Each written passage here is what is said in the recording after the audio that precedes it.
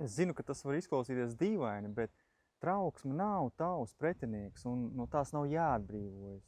Patiesībā trauksme tev signalizē, es tev gribu palīdzēt. Tikai jautājums, no kā tā cenšas tev pasargāt?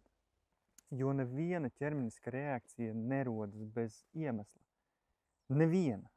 Arī trauksme.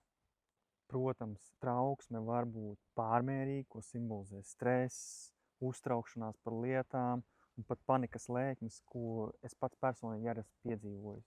Un zini, kas ir lielākā kļūda?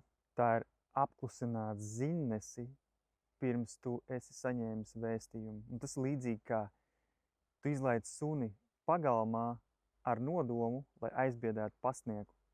Tas ir tas pats arī trauksmes gadījumā, ka tu ignorē to un izvairies no tās. Tāpēc šajā meistarklasē mēs neskatīsimies uz trauksmi kā uz kaut kādu biedu vai pretinieku, bet tieši pretēji skatīsimies uz to kā uz pavedienu, kas var aizvest pie dziļākas izpratnes par sevi.